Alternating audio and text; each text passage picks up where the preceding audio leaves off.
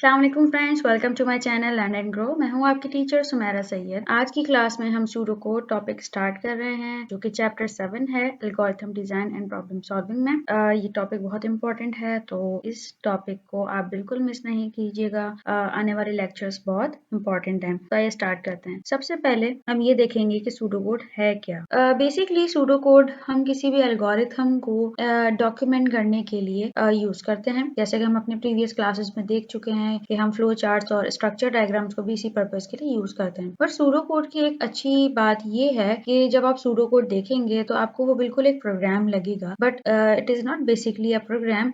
ये बिल्कुल प्रोग्राम की तरह हमने उसमें हर एक कमांड को इंस्ट्रक्ट किया हुआ होता है, लेकिन उसका कोई स्ट्रिक्ट सिंटैक्स नहीं होता। सिंटैक्स का क्या मतलब है?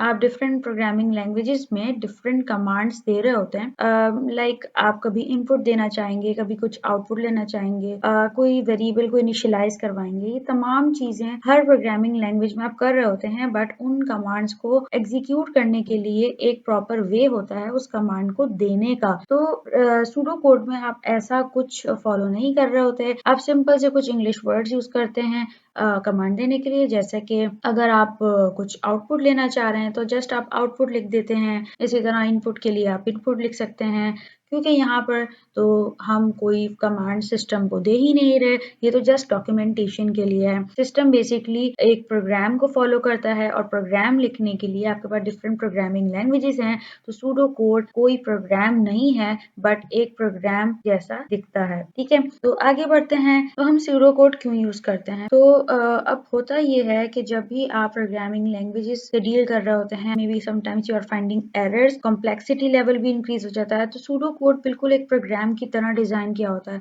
तो आपको पता होता है कि ऑल राइट, यहाँ मुझे कोई इनपुट लेनी है, यहाँ मुझे कुछ आउटपुट शो करना है, यहाँ पे कुछ आइट्रेशंस हो रही हैं, कुछ रिपीटिशन हो रही है। तो एक प्रोग्राम जैसा स्ट्रक्चर देख के आपके लिए बहुत ईजी हो जाता है एक प्रोग्राम लिखना using some specific programming language. Primary constructs of pseudo code. ठीक है, सूडो कोड में कौन कौन सी चीजें हैं जो बहुत ज्यादा नेसेसरी हैं और आपको उन्हें देखना ही देखना है। ठीक है, तो सबसे पहले हैं वेरिएबल्स एंड कांस्टेंट। बहुत ही इंपॉर्टेंट है। कोई भी प्रोग्रामिंग लैंग्वेज हो, उसमें वेरिएबल और कांस्टेंट्स का बहुत ज्यादा रोल होता है। तो वेरिएबल्स क्या होते हैं और कांस्टेंट्स क्या होते हैं? आपके सामने एक एग्जांपल है, अमाउंट इज इक्वल टू 100। ठीक है, अब अमाउंट एक वेरिएबल है और कांस्टेंट 100 है। वेरिएबल अमाउंट क्यों है और वेरिएबल 100 क्यों नहीं है? इसलिए क्योंकि अमाउंट एक ऐसी वैल्यू है जो कि चेंज हो सकती है। मैं कहूँ कि पेंसिल है और पेंसिल की प्राइस है 5 रुपीज, और अभी मैं नेक्स्ट डे कहूँ कि नहीं, पेंसिल की प्राइस इंक्रीज हो गई है और अब वो 10 रुपीज की है। तो पेंसिल की अमाउंट एक वेरिएबल है क्योंकि वो चेंज हो रही है वक्त के साथ साथ। लेकिन इसी तरह अगर हम कांस्टेंट की बात करें, तो अगर मैं वैल्यू ऑफ 100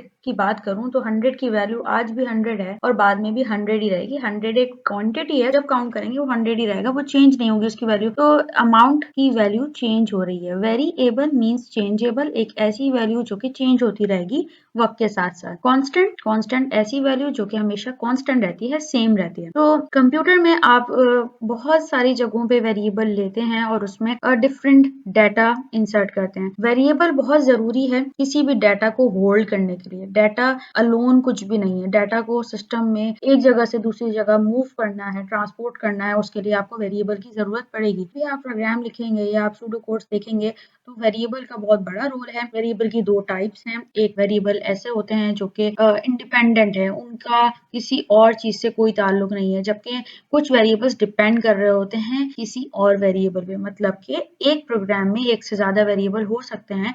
तो ये भी हो सकता है कि एक वेरिएबल दूसरे वेरिएबल की वैल्यू पे रिलाई कर रहा हो और कभी नहीं भी करता। तो दैट मीन्स कि sometimes you are using dependent variable and sometimes independent variable. But अहम बात यह है कि वेरिएबल बहुत जरूरी है सिस्टम में डाटा को होल्ड करने के लिए। डाटा किसी भी तरह का हो सकता है।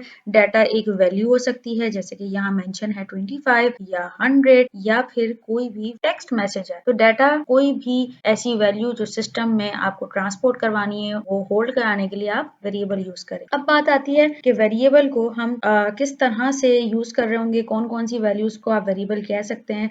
तो यहाँ पे मैंने कुछ एग्जांपल्स मेंशन किए हैं, कुछ वैलिड नेम्स हैं और कुछ इनवैलिड। वैलिड क्या है, जैसे कि अंडरस्कोर आपने यूज किया अहमद लेकर, फिर यहाँ Ahmed Shah and underscore in between Ahmed and Shah. इसी तरह यहाँ आपने अपर केस यूज किया है और इन दो एग्जाम्पल्स में सिर्फ lower case mean small letters and upper case mean capital letter. Example 3 में आप देखें तो यहाँ हमारे पास upper case and lower case दोनों लेटर्स मौजूद हैं और नंबर्स भी हैं, that means alpha numeric data मौजूद है। इसके अलावा this is only lower case and upper and lower case, ठीक है। तो ये कुछ एग्जांपल्स थी वैलिड नेम्स। अब इनवैलिड की तरफ आते हैं। अहमद शाह और दरमियान में देखेंगे स्पेस। वेरिएबल में आप कभी भी स्पेस नहीं दे। अगर आपको एक कंप्लीट नाम लिखना है आप उनके दरमियान स्पेस नहीं देंगे। हाँ, आप अंडरस्कोर यूज कर लें या आप इनको कंबाइनली लिख लें, अहमद और शाह मिला के लिख दें, आप स्पेस नहीं, क्योंकि वेरिएबल में आप स्पेस देंगे तो सिस्टम उसको वेरिएबल कंसिडर नहीं करता। तो pseudocode is not strict to syntax, but आप क्योंकि एक प्रैक्टिस कर रहे होते हैं, आप बिल्कुल इसको प्रोग्राम लाइक लिख रहे होते हैं, इस वजह से जब भी आप वेरिएबल्स लिखेंगे सूडोकोड में भी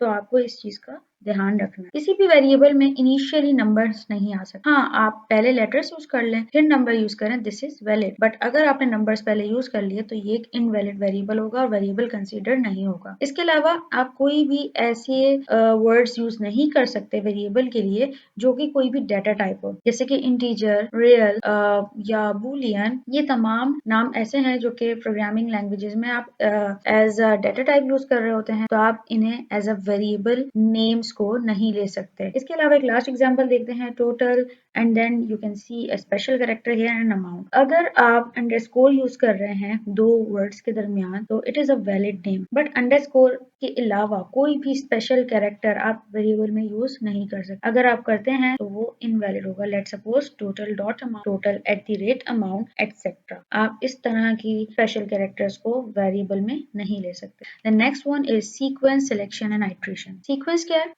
computer obviously it can not take any decision by itself. हम जो से सीक्वेंस बताएंगे वो उसको फॉलो करेगा। वी आर ह्यूमन बींग्स, हम समझते हैं कि ये चीज़ गलत है, हम उसको अटेम्प्ट नहीं कर रहे, और जो चीज़ सही होगी हम उसको अटेम्प्ट कर लेंगे क्योंकि हमारे अंदर डिसीजन पावर है। बट अगर हम सिस्टम्स की बात करें, कोई भी मशीन की बात करें, दे डोंट हैव ब्रेन, ठीक है, वो नहीं सोच सकते कि दिस इज रॉन्ग और राइट, ठीक है। तो we need to give the accurate sequence to system. बताना होगा कि ये फर्स्ट स्टेप है, ये सेकंड स्टेप है, ये थर्ड स्टेप है, क्योंकि मशीन हो गया या आप जब प्रोग्राम को रन करते हैं तो एग्जीक्यूशन के दौरान वो सीक्वेंस को फॉलो करते हैं। Sequence is really really important. तो आपको सबसे पहले खुद ये डिसाइड करना है कि आपके प्रोग्राम की सीक्वेंस क्या होगी और वो सीक्वेंस क्या आपने जो डिजाइनिंग की है उसमें करेक्ट है या नहीं। The next one is selection. Selection में आप यहाँ देखें, अगर सीक्वेंस एक चलती आ रही है और अगर आप यहाँ देखें तो एक डिसीजन सिंबल है। डिसीजन सिंबल के अंदर यहाँ पे जो हम स्टेटमेंट लिखते हैं इसे हम कहते हैं कंडीशनल स्टेटमेंट। कंडीशनल स्टेटमेंट क्या होती है? एक ऐसी स्टेटमेंट जो कि एक कंडीशन पर रिलाई करती है और उस कंडीशन के बाद आप डिसाइड करते हैं either you need to move towards this direction और दिस, ठीक है। यहाँ डायरेक्शन इस तरह बनी है, लेकिन हो सकता है कि आपके फ्लो चार्ट में एक डायरेक्शन यहाँ है, यहाँ है, तो जिस भी तरह मेंशन हो, but you need to select some direction on basis of a condition. So इसको हम कहते हैं conditional state, ठीक है। I hope you got it कि conditional statement क्या होती है। तो यहाँ पे बेसिकली आप क्या कर रहे हैं? आप select कर रहे हैं। अब selection जरूरी नहीं है कि सिर्फ दो ही पाथ्स में हो सकता है कि मल्टीपल सिलेक्शन हो रही हो, आप मल्टीपल चीज़ों पे, मल्टीपल कंडीशंस पे रिलाई कर रहे हो। The next thing is iteration. Iteration means something is like repeating itself, और कोई प्रोसेस है जिसको बार बार रिपीट होना है। आप रिपीटिशन बहुत ज़्यादा यूज़ कर रहे होते हैं जब भी आप प्रोग्राम्स लिखते हैं, और इसको हम रिपीटिशन या आइट्रेशन कह रहे होते हैं। यहाँ पे कोई कंडीशनल स्टेटमेंट मेंशन होगी और इस कंडीशनल स्टेटमेंट के बाद आप डिसाइड कर रहे होंगे either you need to move towards this direction और दिस डायरेक्शन। यहाँ हो गई सिलेक्शन, और सिलेक्शन के बाद लेट सपोज अगर आप इस तरफ मूव कर रहे हैं, अब ये प्रोसेस रिपीट हो रहा है। ये रिपीट कब तक होगा? जब तक कि इसमें मौजूद कंडीशनल स्टेटमेंट अलाउ ना कर दे आपको लूप से बाहर निकलने की। तो this is called iteration. Operators बहुत सारे तरह के हैं। सबसे पहले आपके सिस्टम में जो ऑपरेटर यूज हो रहा है वो है असाइनमेंट ऑपरेटर। असाइनमेंट ऑपरेटर क्या है? जैसे कि इज इक्वल टू साइन, या फिर अगर आप सूडो कोड की बात करें तो पिछले कुछ पास्ट पेपर्स में आप इज इक्वल्स टू को असाइनमेंट ऑपरेटर यूज कर रहे होते थे, बट अब जब सिलेबस चेंजेस आई हैं तो उसके बाद अब इज इक्वल्स टू की जगह आपको पास्ट पेपर्स में एरो नजर आएगा। Arrow means is equals, arrow की टेल में जो भी वैल्यू, जो भी डाटा मेंशन होगा वो उसके हेड की तरफ मूव कर जाएगा।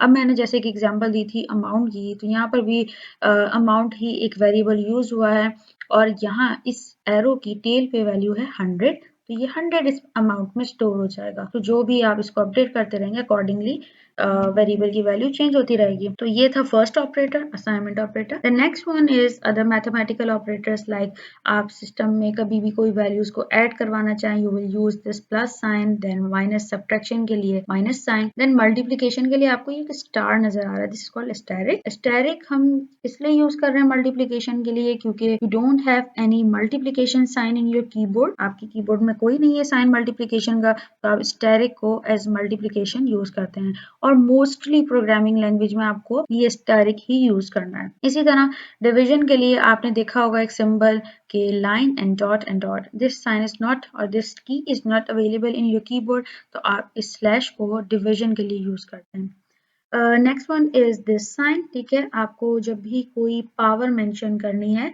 तो आप ये सिंबल यूज करेंगे, कीबोर्ड में ये सिंबल इजीली आपको मिल जाएगा। Then grouping, grouping is really important, grouping के लिए ब्रैकेट्स को यूज कर रहे हैं। The next one is logical and Boolean operators, ठीक है, जब भी आपको लाइक अब इनको कंपैरिजन ऑपरेटर्स भी कह सकते हैं, कंपेयर करवाना है दो वैल्यूज को, ग्रेटर या लेस इज इक्वल टू, तो आप इन वैल्यूज को यूज करेंगे। अच्छा, यहाँ पर इज इक्वल टू आप यूज कर सकते हैं, सूडो कोड में आप इज इक्वल टू की जगह एरो यूज करेंगे, बट प्रोग्रामिंग लैंग्वेजेस में आप इज इक्वल टू का साइन ही यूज करेंगे। The next one is greater than is equal to, then less than equal to. अच्छा, ये है नॉट इक्वल, ठीक है, क्योंकि ऑब्वियसली अगर आप अपने कीबोर्ड पे देखें तो इज इक्वल टू के लिए की मौजूद है बट नॉट इक्वल टू के लिए नहीं है, तो आप ये दो सिंबल्स कंबाइनली यूज करेंगे, तो दैट मीन्स कि नॉट इक्वल टू और कंपाइलर्स को नॉट इक्वली रीड करेगा। Then these are the logical operators and और नॉट। तो यहाँ पे आज की क्लास हमारी एंड होती है, जहाँ पे हमने प्राइमरी कंस्ट्रक्ट डिस्कस किए, अहम टॉपिक्स थे